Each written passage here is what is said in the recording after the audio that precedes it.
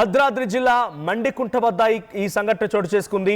పాల్వంచలోని KLR కాలేజీకి సంబంధించిన bus 69 మంది విద్యార్థులతో వెళ్తున్న బస్ కాస్త ప్రమాదానికి గురైంది, బోల్తా కొట్టింది. దీంట్లో 60 మంది విద్యార్థులకి చాలా తీవ్రంగా గాయాలయ్యాయి.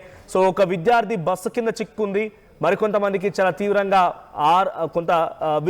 పరిస్థితి విషమించి ఆసుపత్రిలో చికిత్స పొందుతున్నట్టు తెలుస్తోంది. ఈ రోజు ఉదయం తెల్లవారుజామున అంటే కాలేజీకి రెగ్యులర్ గా వెళ్ళేటువంటి కాలేజీ బస్సెస్, స్కూల్స్ వెళ్ళేటువంటి స్కూల్ బస్సెస్ కూడా పొగమంచు కారణంగా కూడా కొంత ఇబ్బందికర వాతావరణం అయితే నెలకొంది. నిన్న మొన్న ఎప్పుడు లేని పొగమంచు ఈ రోజు విపరీతంగా ఉదయం 9 దాటినప్పటికీ కూడా అంతటి తీవ్రతమైనటువంటి పొగమంచు ఉండడంతో వాహనాలు కూడా నెమ్మదిగా వెళ్తున్నాయి.